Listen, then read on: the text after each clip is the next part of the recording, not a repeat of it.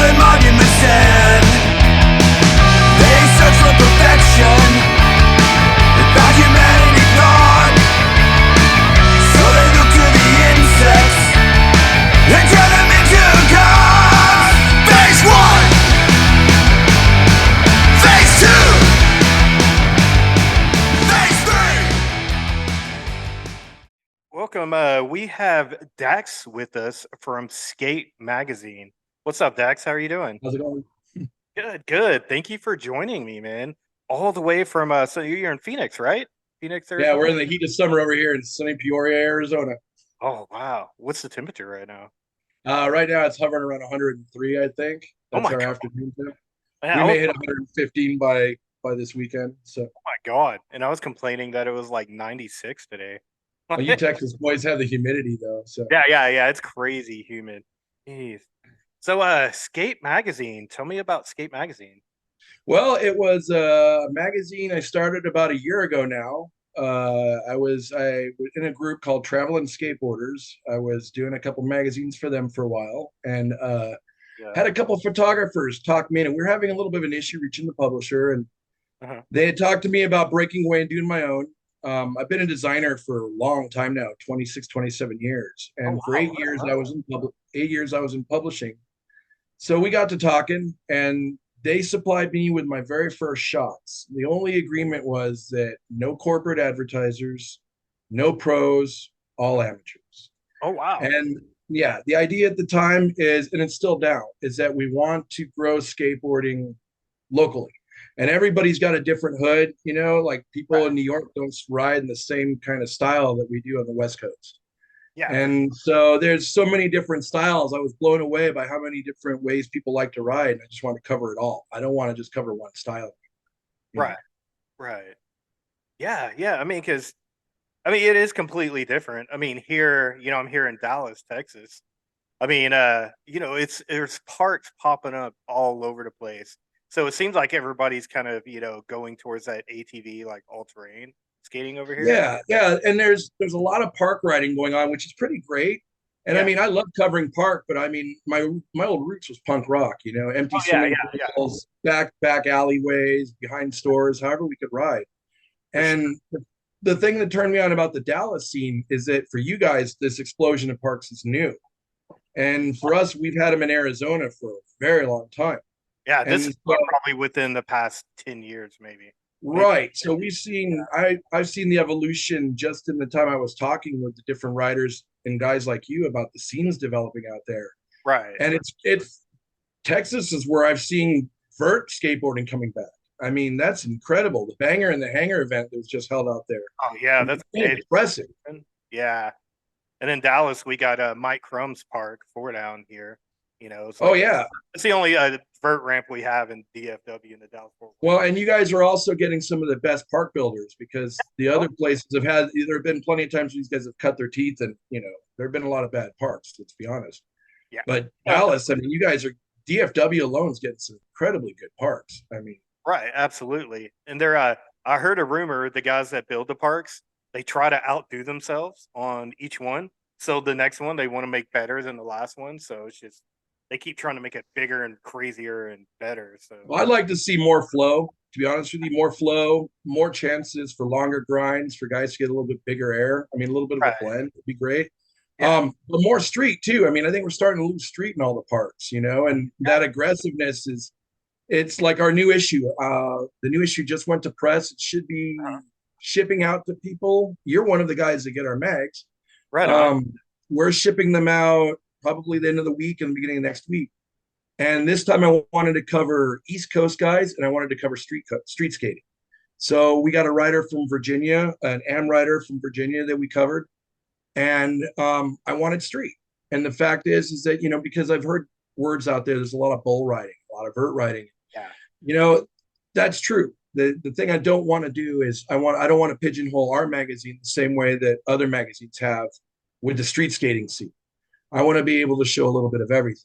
And so and there's a unique flow and style to the way, like I said, these East Coast kids are incredible, but they ride in a different way and they have a different style than the Dallas riders do. And that the Midwestern guys, like the guys like Miklos guys are riding And so Right. I'm getting photos from guys like Dakota up in, I believe it's, geez, I'm gonna get this wrong. I probably because it's new advertising, but it's up in the Midwest. I think it's Minnesota or Michigan, one of the two. Yeah. And he's sending me some pics of some of the guys out there, and they're riding banks, and they're riding, they have the bigger bank riders out there. So I'm seeing photos come from him Right on. like that in his ads.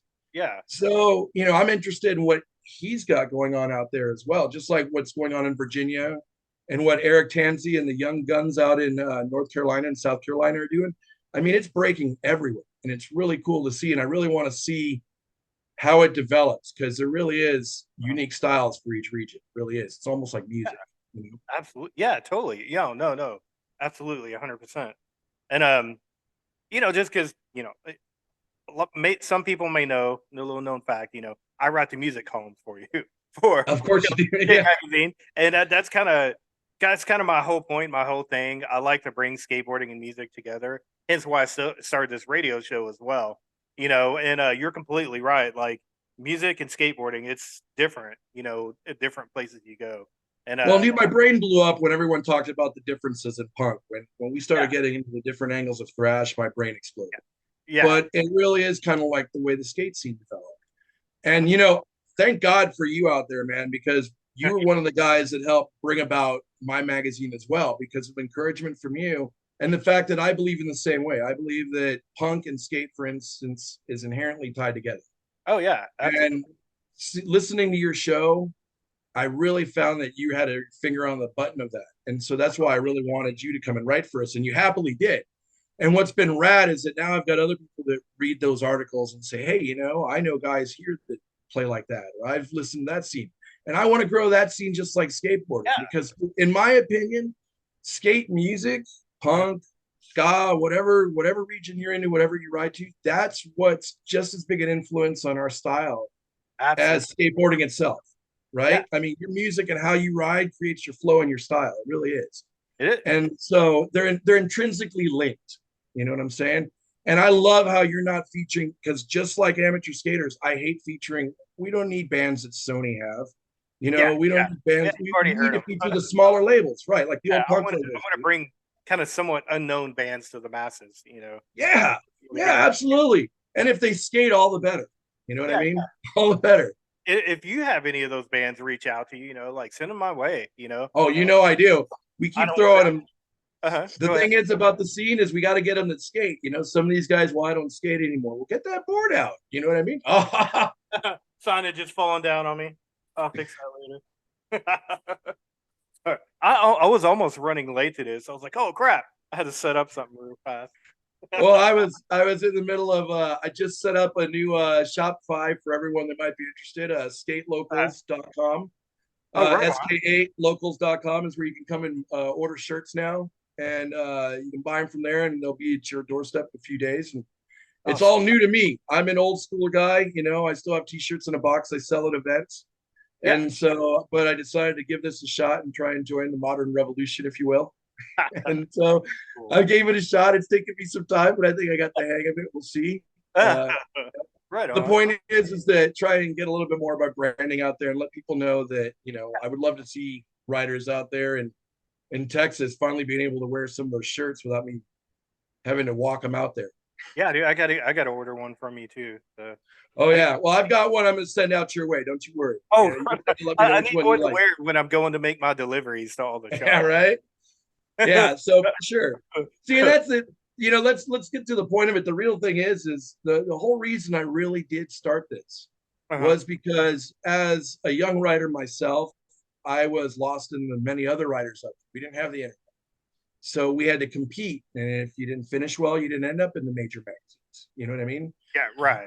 There are so many amazing writers out there that I felt like they were being lost in the mix of like the guy who can clear a 10 stair in a rail, or the guy that can do the kinked rail of a specific spot on a California school.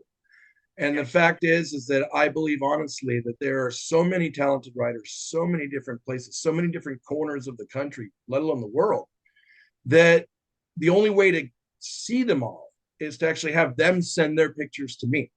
Yeah. I can't hunt everybody down. And so one of the other things we came upon was that, there was so much junk mail in the world that the post office has gone through great lengths to make it tough for a magazine to do subscriptions.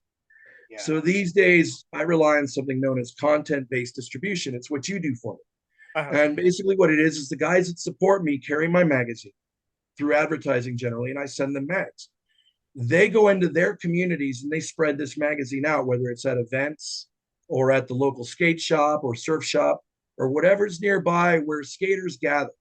The magazine is offered for free to these guys. The idea being that they're going to want to send photos of them and their homies skating and tearing up their skate parks and their street spots, and they're going to want to send them to me as well. Yeah. And so I want to grow the magazine locally that way. And the local advertisers are key to that. The small skater owners, the small skate shops, the small board makers. You know what I'm saying? Yeah. Those are the guys that are key to building skateboarding. And I mean, as much as Powell Peralta and Nike and those guys are valued to the sport because they make us notice to the masses, to the homies, it's the guys that are out there like Chris Gobert over here at AZ Concrete Junkies pressing boards. Yeah. Or Chad Rollins in Texas at Super 8 making some, I mean, dude, you've seen his decks. I mean, you know what I'm saying? His stuff deserves to be mainstream. Hanging up on my wall over here. I mean, yeah, incredible. And these guys are not being seen. You know what I mean? Yeah. And so that's my job. I don't make money off this. To be honest with you, this magazine costs me every time I print it. The point eventually would be for it to make money, for it to survive on its own, so I don't have to pay for it anymore. Yeah. But I don't plan to make any living off of it directly myself. I just want to do it to support skateboarding. People are getting lost in the internet. You're getting lost on Facebook. You're getting lost on Insta. Everybody has a camera and a phone, can put themselves on Instagram.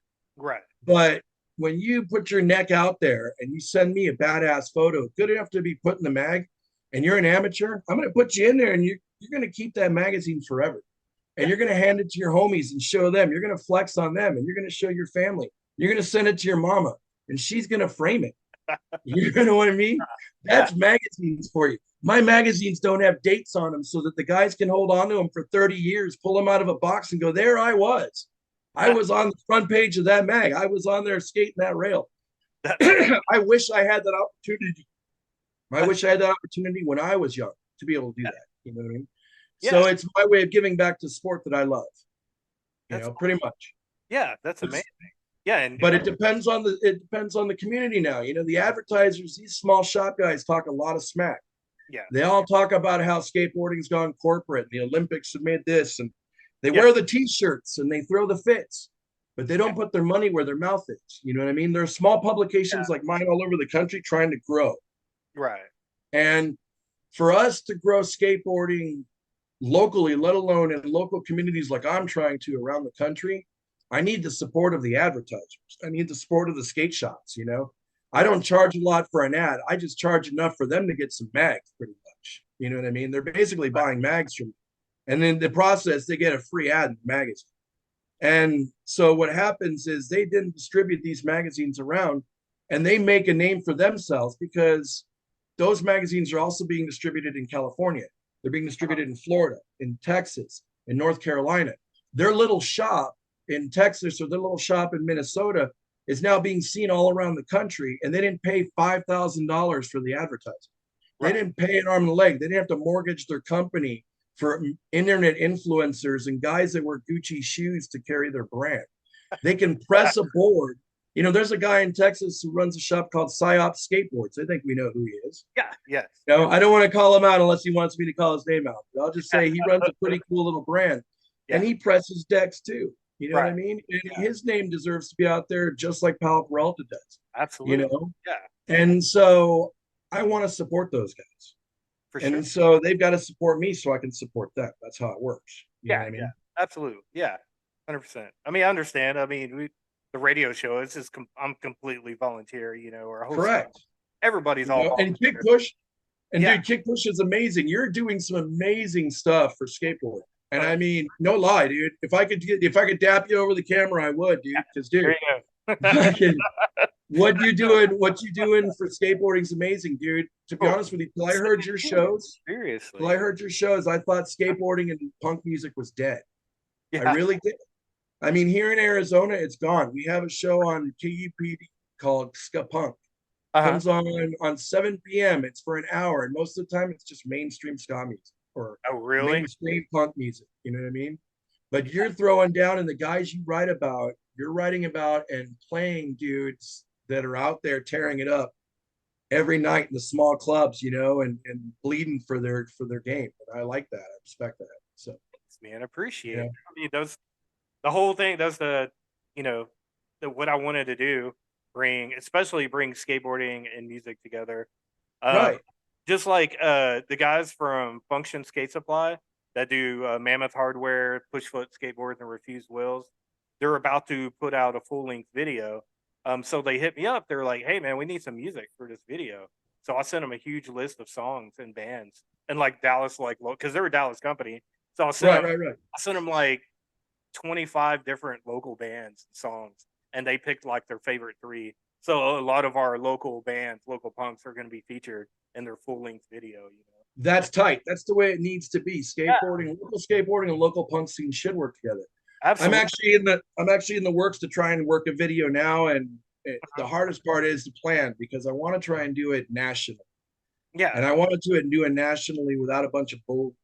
I don't know if you want to curse on your show, but yeah, I yeah, yeah. don't want to do it with a bunch of It's bull. I family want to do friendly. it. I want to do it just like I do skateboarding. I want the locals to provide it, but it's all the hardest part about videos. It's not the same as photography. You know what I mean? You Right, need right. everybody kind of has to be synced up on the same system. So I'm going to have to figure that one out. But I'm I mean, I'm trying to work that out. And much props to Refuse and Tech Skate Shop and those guys and Pushfoot especially for supporting their community. And I want to hear from you guys. You I hear mean, me? yeah, yeah, oh yeah, yeah. I'll make them hit you up. But But the point is, I've been following them on Insta for a while, and I respect what they're doing. And I like the fact that they're in there when the skate bands are thanking people, they're part of being thanked. So that means that they really are supporting the scene. That it's just not lip service. right, right, right. Yeah, and they hit me up, and I sent them, a list of bands, and I made him a playlist, of like all these bands on Spotify, so he could check out all their music. And they picked out like their favorite three. So I hit up those bands. I was like, "Hey, man, my friends come. They want to put a video together, and they want to use your music for the videos." And all three of them, every single one of the bands, were like, "Hell yes, please do." They're like, "This is amazing. This is the coolest thing ever." So Yeah, I got well here the only people that are really doing that right now is Cowtown Skate Shop, who came out. They're one of the first shops that ever backed me from the beginning. They bought ads from me and backed me, and they've been distributing my magazine. They're the ones who distribute me in Arizona. right on. And but they really support not only the local music scene pertaining to skate. I mean, they've got guys that are out there finding these bands because the Yeah, last Go Skate Day they did, they had some bands who were really, really cool.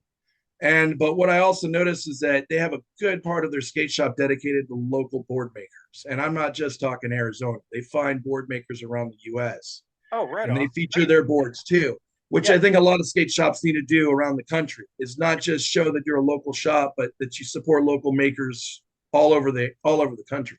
right, right. Because by doing that, you show, hey man, I got a guy in Oregon that sends me boards. I got a guy in New York. You're Yeah, kind of showing that you put your money where your mouth is. You're locally right. supporting those shops too in their communities. Yeah, yeah, So it shows we're spreading the love. That's the point. yeah. Like one of the things I remember key is talking to a guy who reached out to me from somewhere on the East Coast, and he had read an interview in our magazine about a guy named Chris Gobert I mentioned earlier. Uh-huh. He does AZ Concrete Junkies here in Arizona, AZ Laminates. His family traces way back to remember the old Kamikaze skateboard, Yes. the old retro boards. His Right. parents' company used to manufacture those decks. Really? So yeah, That's so interestingly enough, but he still makes some incredible boards. And this guy had never heard about it. And he reached out to him and he ordered a handful of decks because, he doesn't carry them on the East Coast. yeah. And so that's the thing I like to see. And one of the things I love about seeing Texas too is that you guys are really starting to support, Uh-huh. you're spreading out. And Yeah. I've been telling this to a lot of people because people go, what? Skateboarding in Texas? Yeah. Yeah. And it's the truth of the matter is yeah, I've been singing the praises of the DFW skate scene, Oh yeah. and you guys because you guys aren't just staying insular, You're bringing in stuff from the outside. Right. And I can see the influences in your writing. And a lot of people are moving to Texas. So you're Oh, getting a lot of outside influences that are really making your scene kick off. So for much sure. props to you guys out there. Yeah. You know? Well, thank you. Appreciate that. Yeah, and it ain't just because of you. I mean, it is because of you, but I mean, you guys got some bangers out there, and I wouldn't just put it. I wouldn't just pay lip service to the DJ, man. You know what I'm saying? Yeah, yeah, yeah. I mean, we got our good scene out here. I mean, it's like a community out here. Yeah. Especially in the DFW area. It's like one big family. Like all the local companies, well, nobody like really beefs with each other. Nobody's Right. like competing with each other. We're all helping each other. We're all one big family. We're always doing events together. Like all the company owners are good friends, and like all the team riders are good friends. All the different teams like skate together, not against each other. You know what I mean? Right. So, it's rad. I mean, we got, a couple of pro like Mike Crumb's out here. He has a park out here. Kareem Campbell's out here, and so Well, I noticed that I was out at SkaterCon, and there was a lot of people out at SkaterCon this year, SkaterCon 8, mm, and I met people from San Diego. I met people from Wisconsin. I met people from all over the place, and it was very interesting to see the camaraderie. Like I'm an '80s kid, and while we talked so beautifully about how great skateboarding was back then, there was a lot of like judgment. You know, it there was was a lot of like so anti-local culture there, where yeah, if you showed up and you were from Texas and you weren't from Arizona, you got bashed. yeah, Don't ride our parks, don't ride our. We didn't have skate parks, so we were very protective over our spots. yeah, for sure. But it's remarkable to me to see.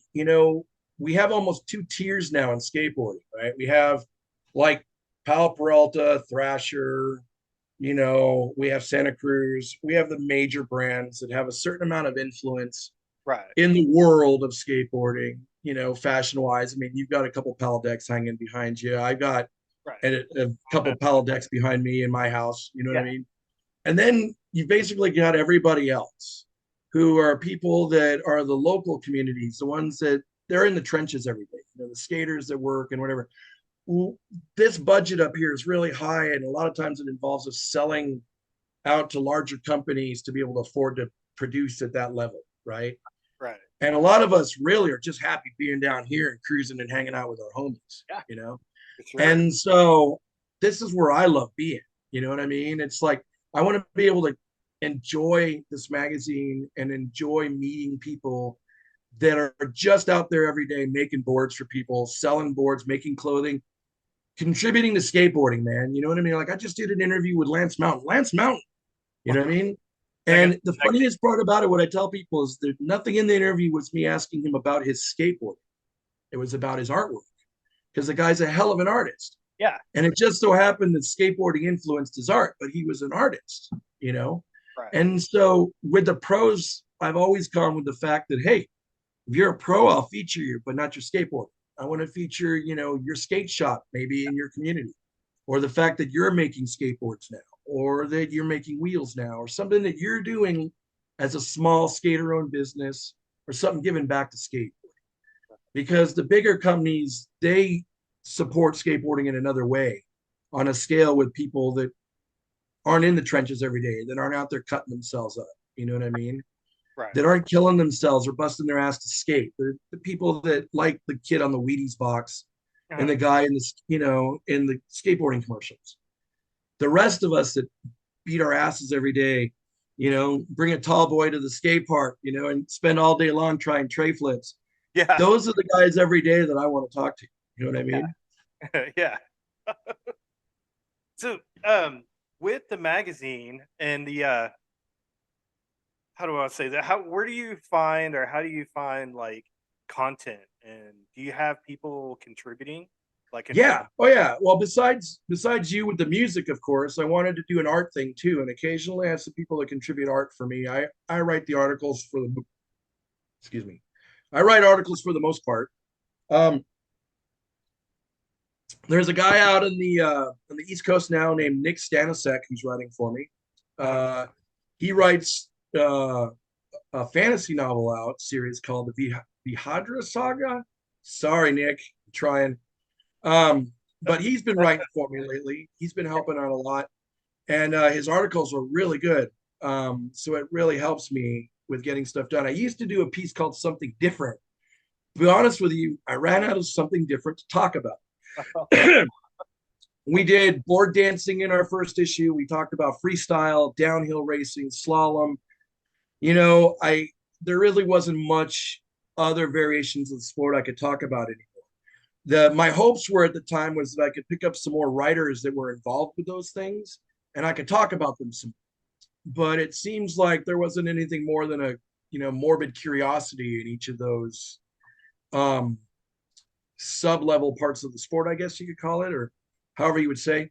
So without getting any more, writer support or photographic support or anything cool, it just, kind of moved on. So now I'm running, I write most of the features. I've had support from Nick on some of the more articles.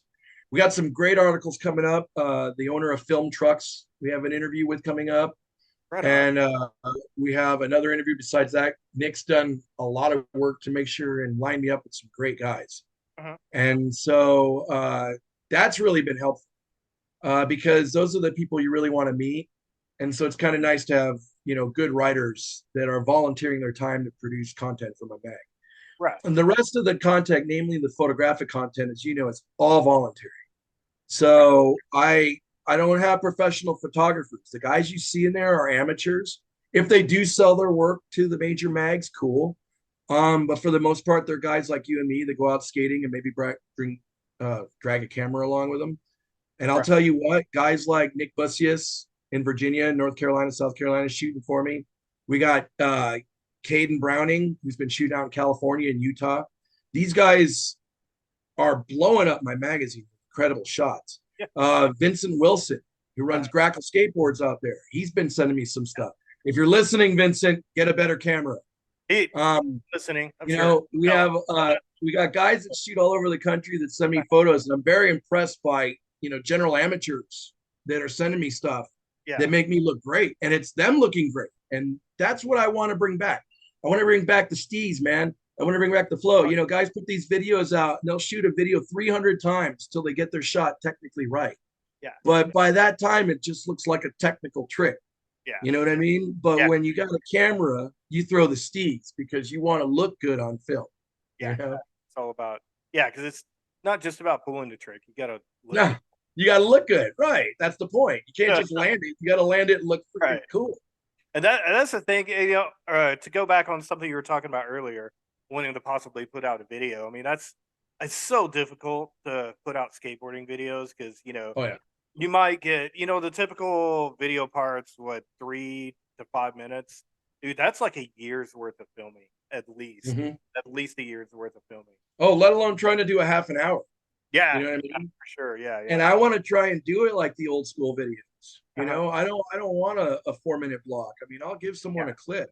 The whole idea is maybe they go to YouTube, subscribe to a channel. Maybe I support a couple of my sponsors in the deal. I'm still working out the details. I have a few shooters here in Arizona that are biting it, chomping at the bit to get into it. Yeah. But my problem with that is that we have so many parks here. I could fill a whole video with just Arizona. And that's not fair to the rest of my readers. I mean, I have guys all over the country. I mean, I have a gentleman named Brett Lorenzo, absolute legend. All right. He rides for Evolve Electric Skateboards out there. But he's also a filmer. And he shoots a lot of Australian skateboarding up and down the Gold Coast. The thing about stuff like that is distance, time, and how they shoot and how we shoot. And they want to get some stuff into me too. And I want to be able to give them some content, some love. And so, I mean, I've got some guys in Sydney, and I mean, like you said, I could do another half an hour just on Australia. So the thing is, my plan is trying to find a way to filter it so that what I get coming into me from shooters, I can be able to feature as many different people as possible. So that's going to be the hard part. The content, we've got a great skate community, and we got a bunch of guys out there that are eager to show what they can do. So, I mean, you'd be amazed what you can find when you start putting it out. But filtering it and getting it to in a way that makes sense, that's going to be the tough part. For sure. So, we got a little bit of time left. I'm looking at the sure. timer. We got about 5 minutes left or so. kind of start winding down because I'm pretty sure this thing's just gonna shut down on me. When the timer comes down. Free version of Zoom. That's the Um, way it works, right? yeah. So So we got a lot of cool things going. Some of the things we got coming up is we're going to be shooting Go Skate Day here in Arizona. Everybody go shoot Go Skate Day.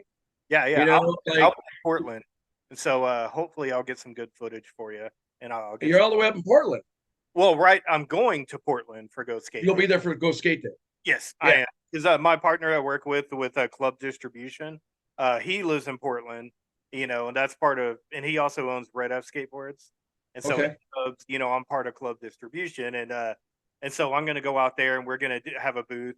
There's a new skate grand opening on Go Skate Day, so we're going to have a booth and everything and kind of promote the stuff. And are they doing an indoor park out there for Go Skate Day? Because they do one here because of the heat. It's gonna be outdoors, but I've already looked at the weather in Portland. It's gonna be like in the 70s and all that. Well, if it's sunny and everybody's happy, if it's cloudy, everyone's gonna be pissed off. It's pretty much how it is out there. Yeah, but yeah, it also happens to be my birthday on Go Skate Day, so this is also kind of a birthday celebration too. Yo, dude, happy birthday, dude! Right on. So I'm pretty stoked about this, but some people like actually listening to this might be super confused, be like, "Wait, what? That was like a month ago." But yeah, this is pre-recorded. So this is pre-recorded, everyone. July. Yeah, I believe July 24th when this will be coming out. Yeah, and we're probably gonna edit all this out because we're talking about Go Skate Day. Or are we time travelers? Yeah, we're Ooh, that's possible. Yeah, you never know. He writes a skateboard magazine and time travel. You didn't know. I've been known to get around the park fast enough that they call me old man. So sometimes I feel younger. Hey, so we can talk this. What are you riding right now? Because I'll tell you, I mean, right now I'm riding a Concrete Junkies with a 9.75. I'm riding a set of super wide Aces, the 77s, dude, which have been really fun for park. Although I got a set 169s on one of my other decks to use for this general. And then I don't know if you checked them out yet, but OJ or Santa Cruz put out OJ Nomads. These are like they're 58s, 95s, but they're a skinnier wheel, but man, they rock. So it's like I've been riding those, and everyone's been talking about the Dragons, but the Dragons, they don't have that kind of that Cess-like sound. Yeah. So I've been rolling around in those Nomads, which have been pretty tight. And I know you're into the wheel thing, so you know what I mean. Have you checked out the Nomads yet? Have you tried those? Check out the Nomads. I think I tried. I think they got lost because they launched the same time that the Dragons launched. Oh yeah, and so they got lost. I did try the Dragons, and I gave them away. I was disappointed. I rode them like twice, and I was like, man, I didn't like them. Yeah, to be honest with you, I rode an old pair. I used to ride an old pair of Bones 58s, but I had the wider ones. Yeah. And when I switched up and started skating again more actively, you know what I mean? Because I'm an older skater. So when I started skating more active and I was setting up a new ride, I went to the thinner wheel and I looked at the Dragons and the Nomads. I ended up buying the Dragons because it was like the hype was too much. I couldn't resist, but you're absolutely right. I just found them a little, in the park, they seem to slow me down. Yeah. You know what I mean? And you need, it's not that I don't mind. Like ditches or something like that. Yeah. Yeah. I set up a board for if I'm going to ride outdoors, in the ditches or on the streets, that'd be awesome. But in the park, it's just too slow. You know what I mean? No offense to you. Sorry, pal. I like your wheels. Right now, I'm riding the E-Dubs deck. You got it right. Mine's kind of a shape deck, like an early 90s shape deck. It's a 8.5. I'm riding some Thieves titanium trucks. And right now I'm riding some Refuse. One of my favorite wheels is, I'm not just saying that because they're my friends and local. I love Refuse wheels. Like I'll have to check out. Yeah, I have some. I haven't heard of them yet. I've heard them online. I've seen guys ride them. I would love to check them out. I also on my filmer board, I have a set of Brand X, the Toxic wheels from Brand X Toxic. And I have a set of their wheels on my filmer board. And then I have a shape deck too. Mine's one of the Crookeds. Oh, right. I use that one for if I really want to ride old school pool. Yeah, and on there I have another set of Toxic wheels on there as well. Right on. And so, but I'm curious about the Refuse because there's a lot of guys out there in DFW that ride them. So I've heard a lot of good things on them on Insta. I like super wide wheels, and they're wide, they're smooth, they're nice. I love them. But Yeah, see, that's my thing. It's hard to go into a skate shop these days and find a good wide wheel without them looking like longboard wheels. right, You know what yeah, I mean? absolutely. You Well, know, hey, I'd still love a good old set of OJ2s. oh yeah, yeah, yeah, for sure. I love OJs too. All right, so this is give me a 1 minute warning. I think it's about to cut off here. So, well, you go ahead and say, well, first, how can people find your magazine? And All right, if you want to find my magazine, uh-huh, number one, you can join our skate group, Sk8 Magazine on Facebook. You can also check me out on Sk8 Mag Info on Instagram. mhm. And you can always email me at skatemag@gmail.com to send me photographs, advertise, send me hate mail, send me hot pictures of your mom, send it all. Right The other on. thing I want to say is this: if you're looking for mags, because it's tough to find them these days, because subscription model just sucks with U.S. Post Office. It's hard. So support my advertisers because every one of my advertisers gets mags.